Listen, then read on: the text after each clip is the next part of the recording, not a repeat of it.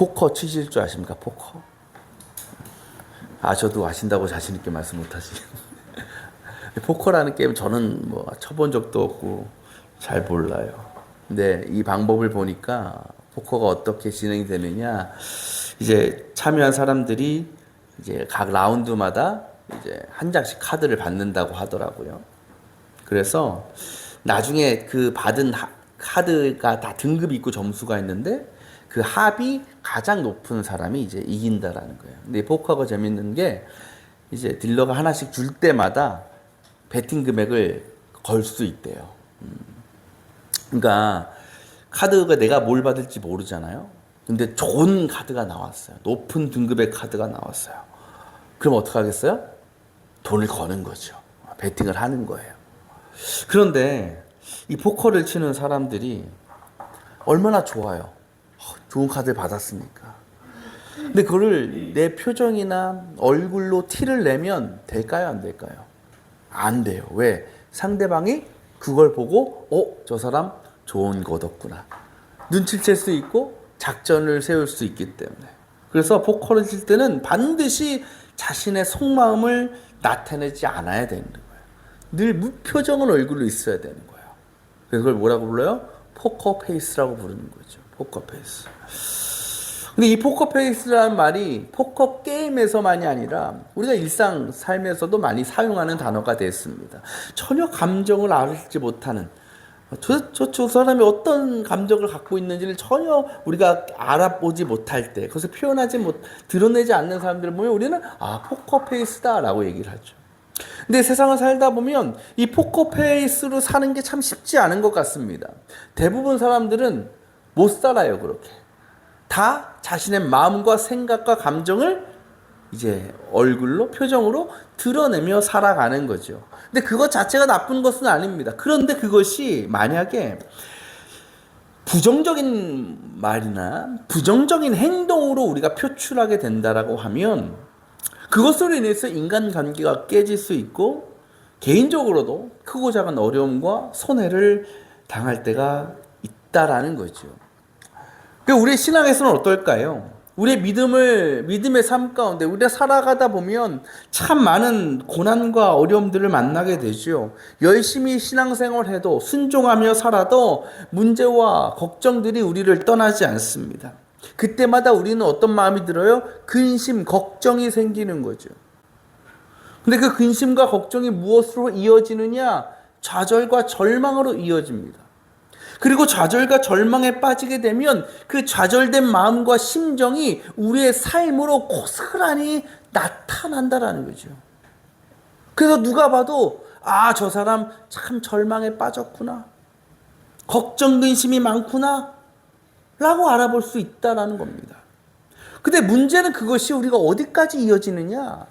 하나님을 향한 원망과 불평과 불신과 의심으로까지 나타나니까 이게 문제인 거예요. 지난 시간에 우리가 나눈 말씀 가운데 예수님께서 게네사렛 곧 갈릴리에서 바리새인들과 논쟁을 하셨죠. 그렇게 논쟁을 마치신 후에 예수님께서 다른 지역으로 이동하십니다. 그곳이 어디냐? 오늘 말씀에 나오는 어디로 가셨다고 나옵니까? 두로로 가셨다. 두로. 이 두로라는 곳은요, 지금으로 치면 레바논 최남단 지중해에 위치한 항구 도시입니다. 그리고 그 당시에 페니키아의 수도였습니다.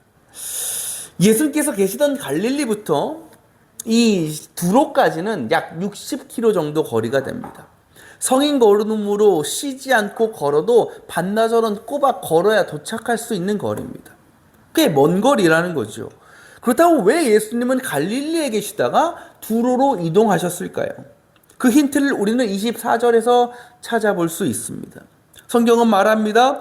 어떤 집에 들어가셨는데 아무도 그것을 모르기를 바라셨으나, 곧 예수님께서 갈릴리를 떠나 두로로 가신 이유 중에 하나는 아무도 자신을 알아보지 못하고 찾지 못하는 곳으로 가신 거라는 거죠. 예수님도 인간이셨기 때문에 유대인들의 계속된 핍박과 공격에 많이 지치시고 피곤하셨을 겁니다. 그래서 어디론가 유대인, 특별히 그 유대인들이, 바리새인들이 나를 찾기 어려울 만한 장소를 찾으셨던 것이고 그곳이 두로였다라는 거죠. 근데 예수님께서 특별히 이 두로를 택하여 가신 이유는, 중요한 이유가 하나 있는데 바로 이것이 이방 지역이었기 때문입니다. 유대 지역이 아니고 이방 지역이었어요. 유대인들에게 이방인들은요, 부정하고 더러운 죄인들입니다. 그래서 평소에 유대인들은 이방인들과 상종하지 않았습니다. 심지어 그들이 사는 땅도 밟지 않았습니다. 그러니까 예수님께서 지금 두로 땅에 가셨잖아요. 이방인 땅에 가셨잖아요. 이 유대인들이, 바리새인들, 율법학자들이 아무리 예수님이 밉고 싫고 공격하고 싶어도 어디까지는 못 가요? 이방 땅까지 밟지는 못한다라고 생각하셨던 거예요. 그래서 그곳으로 이동하셨습니다. 또한 얼마나 다니시면서 수많은 사람들로부터 워낙 인기가 많았으니까 쫓아다니셨을까요? 그러니까 그런 분주함으로부터 좀 자유함을 누리시기 위해서 이 두로라는 지역, 이방 지역을 택해서 이동하셨을 것이다라는 거죠. 그래서 이제 거기서 휴식도 취하시고 식사도 하시면서 여유로운 시간을 가지시기를 주님은 원하고 계셨어요. 그런데 사람 마음이 뜻대로 안 되지 않습니까? 거기에 가셔도 누군가의 집에 숨어 계셨는데도 또 누가 찾아오는 거예요. 오늘 말씀에 나오는 그 여인입니다. 오늘 성경은요, 그 여자를 이렇게 소개합니다. 26절에 이렇게 얘기하죠. 그 여자는 그리스 사람으로서 시로페니키아 출생이다. 동일한 말씀이 기록된 마태복음에서는 이런 표현을 덧붙입니다. 그녀는 가나안 여인이다. 이 여성의 프로필이 나오죠. 가나안 여인, 그리스 사람, 시로페니키아 출생. 이 프로필만 보면 이 사람은 절대로 예수님과 함께할 수 없는 사람입니다. 왜 그럴까요? 가나안 민족이라 그랬잖아요. 가나안 민족은요, 유대인들하고요 원수예요, 원수. 언제부터? 이스라엘 백성들 출애굽해서 모세에게 약속하신 땅으로 가라. 그 땅이 어디였어요? 가나안이었잖아요. 그들이 가나안 땅 갈 때 조용히 얌전히 갔습니까? 아니에요. 가나안 민족을 전쟁에서 무찔렀어요. 그들을 죽였어요. 지배했어요. 그러니까 가나안 사람들 입장에서 보면 자신들을, 조상을 죽이고 지배한 아주 원수 같은 나라가, 민족이 유대인이었어요. 그리고 또 뭐라고 얘기하느냐? 시로페니키아 출생이다 라고 하죠. 페니키아라는 곳을 잠깐 소개를 해드릴게요. 이 페니키아라는 곳이 어떤 곳이냐면 고대 사회에서 레바논이나 시리아나 또는 이스라엘 북부에 사는 민족 집단을 페니키아라고 불렀습니다. 우리 하나만 넘겨주시면 지도가 하나 나올 텐데요. 저기 좀 어둡게 표시된 곳이 바로 페니키아 지역입니다. 그래서 쭉 저기가 왼쪽이 이제 지중해죠. 쭉 이제 길게 내어져 있어요. 저 중에서 저 빨간색 타이레라고 하는 곳이 바로 두로, 예수님께서 이동하신 두로입니다. 근데 이 페니키아 지역이 길잖아요. 길다 보니까 여러 국가에 걸쳐져 있었어요. 특별히 이 두로, 그리고 위에 있는 시돈이라고 부르는 곳이 대표적인 곳인데, 이곳이 어디 나라에 걸쳐져 있냐? 옆에 S로 시작된 나라 있죠? 어디예요? 시리아. 그때 당시에 수리아라고 불렀던 그 시리아에 속해 있던 페니키아 지역이었다라는 거예요. 그래서 그것을 뭐라 부르냐? 우리가 개역개정에서는 수로보니게라고 부르고, 우리가 이제 세번역에서는 시로페니키아, 시리아 플러스 페니키아에서 이제 시로페니키아로 불렀고, 이 시돈, 두로 출신이 바로 이 여자의 출생지였다라는 겁니다. 자, 지금 예수님과 이 여인과의 만남이 중요한 이유는 예수님께서 처음으로 가신 이방 땅이 바로 이 지역이었기 때문이죠. 그래서 어떻게 보면 거기에서 첫 이방 여인을 만나시게 된 겁니다. 지금까지는 유대인을 대상으로만 사역하시다가 처음으로 이방 땅에 가시고 이방 여인을 만나시게 된 거예요. 말씀드린 것처럼 이게 보통 상황이면은 이제 넘겨주셔도 됩니다. 이게 있을 수 없는 일이에요. 유대인과 이방인, 특별히 이방 여인이 같이 만난다? 있을 수 없는 일입니다. 왜? 유대인이나 이방인들이나 서로가 껄끄럽잖아요. 원수 같은 존재잖아요. 그런데 이 여자는 예수님을 찾아왔어요. 그 이유가 무엇이라고 밝힙니까? 귀신 들린 자신의 딸을 고치기 위해서죠. 부모로서 가장 속상하고 마음 아플 때가 언제입니까? 자녀가 아플 때예요. 자녀가 가벼운 감기나 이런 가벼운 질병에 걸려도 부모 입장에서는 마음이 찢어집니다. 그런데 그래도 마음이 아픈데 큰 병에 걸렸다고 생각해 보십시오. 귀신에 들렸다고 생각해 보십시오. 이거는 부모로서 정말 너무나 힘든 일이에요. 마음이 찢어지는 일입니다. 아마도 이 여자는 매일매일 하루하루가 고통의 나날들이었을 겁니다. 그런데 만약에 내 자녀의 병을 치유해 줄 약이 발견됐다거나 의사가 나타났다고 하면, 여러분이 부모라면 당연히 그 약을 찾으러, 의사를 찾으러 가지 않겠습니까? 심지어 그 의사가 우리 집안의 원수라 할지라도 가서 부탁하고 요구할 수 있는 것 아니겠습니까? 자녀를 살릴 수만 있으면 부모로서는 모든 걸 포기할 수 있는 거예요. 자존심, 갖고 있던 가치관, 그렇게 예수님을 이 여인이 찾아간 겁니다. 여러분, 만약에 여러분이 예수님이라면 그렇게 어렵게 자신의 모든 것을 내어놓고 자신을 찾아온 이 여인의 소원을 들어주시겠어요? 안 들어주시겠어요? 들어주시겠죠? 그 여자의 상황과 형편과 마음을 다 아시잖아요. 근데 여러분, 예수님은요, 그녀를 향해서 이렇게 말씀하십니다.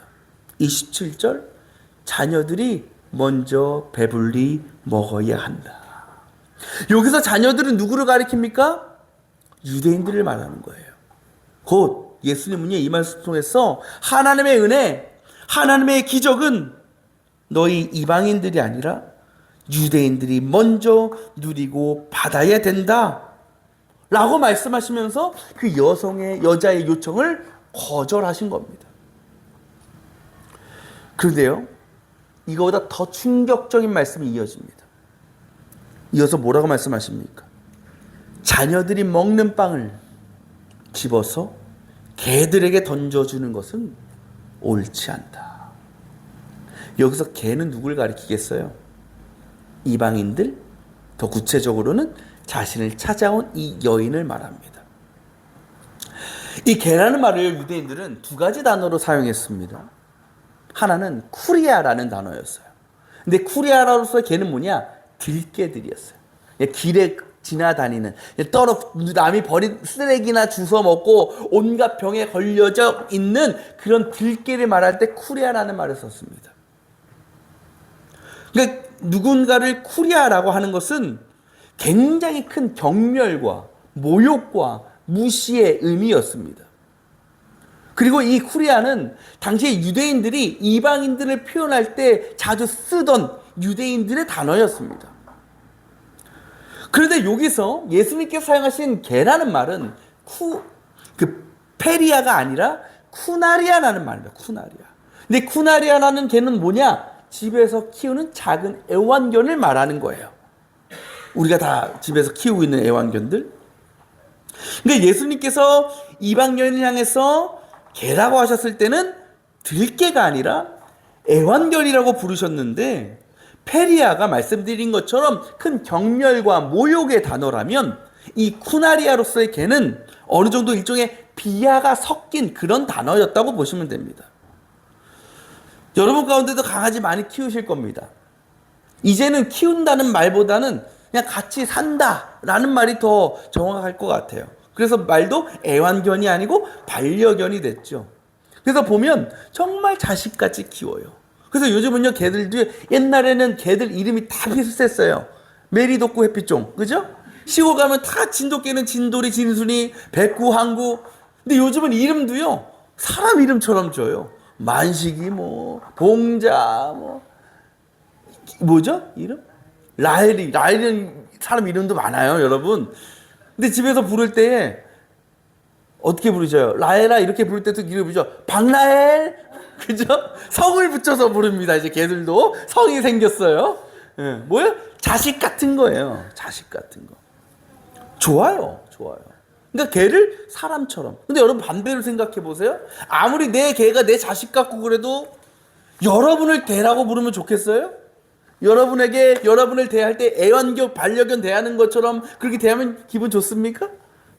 왜? 똑같다며. 자식이라며. 그거 기분 안 좋아. 그것까지는 우리가 인정할 수 없어요. 그래요. 이게 들개든 애완견이든 누군가를 개라고 부른다라는 것은 절대로 좋은 게 아니에요. 기분 나쁜 말이고 불쾌한 말일 수밖에 없습니다. 물론 예수님께서 그 여인을 페리아가 아니라 쿠나리아로 부르셨지만 그럼에도 그 말은 이 여인에게는요 듣기 거북하고 분노할 수 있는 그런 단어였을 겁니다. 제가 만약 이 여자였다면 더럽고 치사해서 갔을 것 같아요.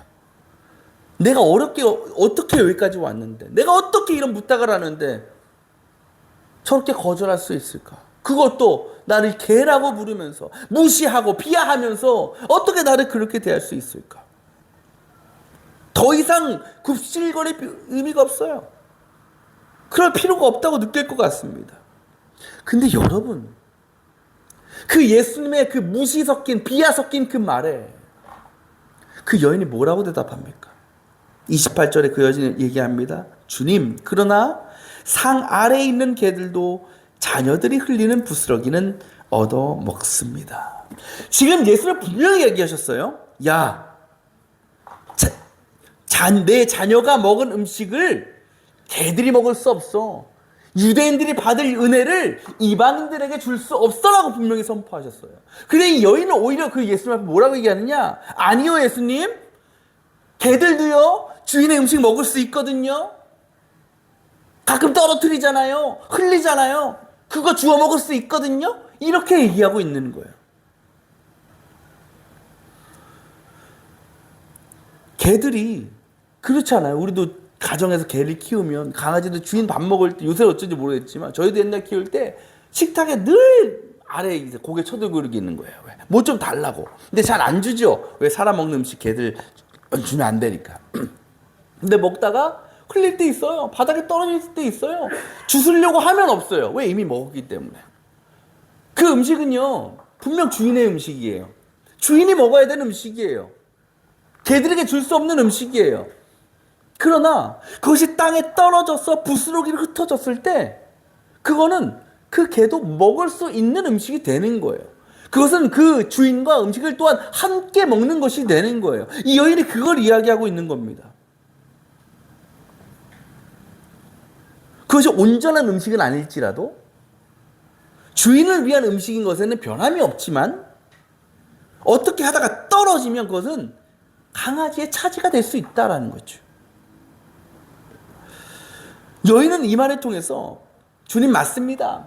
유대인들이 누릴 수 있는 은혜와 역사가 있지요. 그러나 주님께서 말씀하신 것처럼 애완견 같은 개 같은 존재 같은 우리도 마치 부스러기 같은 자녀들에게 유대인들에게 주었다가 좀 남아서 흩어져 떨어져 버린 그런 부스러기 같은 사소한 은혜 정도는 우리가 경험할 수 있는 것 아니겠습니까? 라고 얘기하고 있는 거예요. 이 여인의 대답이 정말 놀랍지 않습니까? 얼마나 지혜로운지 모릅니다. 그리고요, 맞는 말이에요. 근데 여러분, 이 예수님과 여인과의 대화의 분위기를 한번 상상해 보세요. 좀 무겁고 심각한 분위기일 것 같습니까? 저는 그렇게 안 느껴지더라고요. 굉장히 가벼운 분위기였어. 또 굉장히 아주 좀 화사한 분위기가 느껴지는 거예요. 그러니까 이 여인은요, 굉장히 대화의 분위기를 밝게 이끌어간 거예요. 이 말은 무슨 의미냐? 굉장히 재치 있는 여인이었다라는 거죠. 그리고 예수님이 도저히 반박할 수 없는 완벽한 주장을 했어요. 그러자 예수님께서 뭐라고 말씀하셔요? 네가 그렇게 말하니 돌아가거라. 귀신이 내 딸에게서 나갔다. 그러니까 예수님이 이렇게 얘기하시는 거예요. 야, 그래. 너 말 듣고 보니까 정말 그렇구나. 네 말이 맞구나. 너도 정말 은혜 받을 자격이 있구나. 그 은혜 내가 너에게 줄게. 아니 이미 임했어. 돌아가. 여러분, 예수님의 그 비하 섞인 그 말에 이 여인처럼 대답할 수 있는 게 쉬운 일이겠습니까? 아무나 할 수 있는 그런 대답일까요? 저는 그렇지 않다고 생각합니다. 아마 대부분의 사람들은 아까 제가 말씀드린 것처럼 그런 상황에서 예수님께 분노하면서 그 자리를 박차고 나왔을 겁니다. 가뜩이나 자식이 아픈 것도 고통스러운데, 또 이방인으로서 예수님을 찾아간 것도 내 자존심 다 버리고 한 일인데, 그런 나를 개라고 부르며 비하하고 거절하는 그 상황에서 그곳에 계속 있어야 할 이유가 없는 겁니다. 근데 이 여인은 그렇지 않았습니다. 물러서지 않았습니다. 오히려 예수의 말씀에 재치 있게 대답하면서 예수님을 꼼짝 못하게 만들었습니다. 이것을 통해서 우리가 충분히 추측해 볼 수 있는 사실이 있습니다. 그것은 바로 이 여인이 평소에 참 밝은 사람이었다. 명랑한 사람이었다라는 거죠. 분명 이 여인의 상황과 형편은 힘들고 어려웠습니다. 귀신 들린 자녀를 바라볼 때마다 마음이 아프고 속상했을 것입니다. 그러나 그럼에도 그 여자는 희망을 잃지 않았습니다. 언젠간 내 아이가 분명히 회복될 수 있다는 것을 믿고 그때를 늘 기대하고 소망하며 기다렸습니다. 그런 그녀의 마음에는 자녀를 향한 안타까움과 근심은 있지만 그것이 좌절과 절망이 아니라 기대와 소망으로 자리 잡고 있었습니다. 그것이 늘 그녀의 긍정적이고 밝은 표정과 언어와 삶으로 나타나게 되었던 것입니다. 그런 그 여인의 소원을 예수님께서 어떻게 들어주시지 않을 수 있었을까요? 얼마 전에 유튜브를 보다가 눈에 띄는 이름의 채널을 발견했습니다. 그 채널의 이름이 뭔지 아십니까? 암살자 TV입니다. 암살자 TV. 여러분 이 채널 이름만 들으면 어떤 것 같아요? 무슨 조폭이 운영하나? 무슨 살인했다가 감옥에서 나온 사람이 뭐 갱생하는 과정을 그렸나? 뭐 그런 걸 예상하겠죠. 근데 이 암살자 TV의 운영자는 전혀 그런 사람이 아닙니다. 이 사람 어떤 분이냐? 저도 처음 들어보는 암이에요. 요막관 암이라고 있습니다. 이게 방광 바깥쪽에 이제 나타나는 암인데 이게 굉장히 희귀하대요. 0.04%밖에 안 된다고 합니다. 전체 암 환자 중에. 그리고 잘 발견이 되지 않아서 보통 알아채면 3기 이상이래요. 근데 이 요막관암 4기에 걸린 환자분이 이 채널의 주인입니다. 하나만 넘겨주실까요? 그래서 암살자는 누구를 죽이려는 암살자가 아니라 뭐라고 써 있어요? 암을 이기고 살자 해서 암살자 팀인 겁니다. 여러분 유튜브를 찾아보면요, 암 환자분들이 개설한 운영하는 채널들이 꽤 많습니다. 근데 그 채널들을 보면 주로 어떤 내용이 담겨 있느냐? 투병 생활이 담겨 있어요. 투병하는 게. 그러니까 전체적으로 분위기가 좀 어둡고 좀 그럴 수밖에 없지요. 가슴 아픈 내용들이 많습니다. 그런데 이 암살자 TV를 보면 그러한 내용들은 거의 찾아볼 수 없어요. 그러니까 이 사람의 어떤 상태나 형편을 모르고 영상만 보면 너무나 평범한 일상적인 그런 삶을 다루고 있습니다. 그러니까 때로 이제 병원 가서 검사한 결과에 대해서 함께 공유하는 건 있지만 주로 보면 어떤 뭐 취미생활, 뭐 여행 다니는 것, 뭐 음식 만드는 것, 이런 것들을 올리면서 이제 운영을 합니다. 또 이분은요, 최근에 대학원까지 이제 들어가서 공부도 열심히 하시는 분이에요. 여러분, 보통 사람들이 암 사기라면, 사기는 말기 아닙니까? 말기 암 환자라고 하면 어떨 것 같습니까? 저도 감히 상상할 수 없지만 아마 매일매일이 고통스럽고 절망적이지 않겠습니까? 늘 삶의 기쁨과 감사가 사라져버리고 불안과 두려움 가운데 하루하루를 살지 않겠습니까? 근데 이 채널의 운영자를 보면 전혀 그런 모습이 없습니다. 이 사람이 암 진단을 받은 다음에 가장 달라진 것이 무엇인가 누가 질문했습니다. 그때 이렇게 대답합니다. 가장 크게 달라진 점은 제 자신을 돌보기 시작했다는 것입니다. 그로 인해 여러 가지 취미가 생기게 되었습니다. 사진을 배워서 소중한 순간들을 담아보기도 하고 백패킹과 러닝도 시작하게 되었습니다. 현재 저의 삶은 암으로 인해서 녹록지 않아진 것은 맞지만 이러한 취미들로 인해서 제 삶은 오히려 더욱 예전보다 풍성해지고 풍부해졌습니다. 여러분, 바로 이 분의 모습, 그리고 오늘 말씀의 그 이방 여인의 모습이 우리 그리스도인들에게서 나타나야 되지 않겠습니까? 주어진 상황과 현실만을 보면 이보다 더 실망스러울 수 없고 고통스러울 수 없습니다. 그러나 이분들은 그 안에서도 소망을 잃지 않았습니다. 늘 긍정적이고 밝은 마음으로 그 시간들을 감당해 나갔습니다. 그것이 그들의 얼굴과 말과 행동으로 그대로 드러났습니다. 그러나 우리는 어떻습니까? 그저 내가 처하게 되는 상황들, 특별히 삶의 고난과 어려움을 만날 때 그로 인한 내 기분과 감정을 그대로 드러내고 표출하며 살아갑니다. 그걸 당연하게 생각합니다. 고난과 문제 앞에서 좌절하는 건 당연해. 절망할 수밖에 없어. 그걸 어쩔 수 없어. 그러다 보면 우울해지고 많은 것을 포기하게 되고 그것이 결국 하나님께 나아가지 못하고 예배하지 못하고 기도하지 못하는 우리의 모습으로 나타나는 거 아니겠어요? 근데 여러분, 꼭 그래야만 되는 거냐는 거예요. 우리가 고난을 만났다고 반드시 절망해야만 되는 것입니까? 그럴 수밖에 없는 겁니까? 세상 사람들은 그럴 수밖에 없어요. 그러나 우리는 달라야 되지 않겠어요? 우리 예수 믿는 사람들, 그리스도인들은 달라야 되지 않겠습니까? 왜? 우리는 환경과 상황이 아니라 성령의 지배를 받는 사람들이기 때문에 우리의 삶과 감정과 행동을 이끌어가는 것은 이 세상이 아니고 우리가 만나는 현실이 아니고 주님이시라는 것을 기억하셔야 됩니다. 그 주님이 주시는 마음에는요, 절대로 부정적인 건 없어요. 긍정적인 것, 선한 것, 거룩한 것만을 우리 안에 허락해 주십니다. 기쁨, 만족, 평안, 감사, 그것을 우리 안에 채워주시는 거예요. 그것은 우리가 무슨 일을 만나도 사라지지 않아야 되는 겁니다.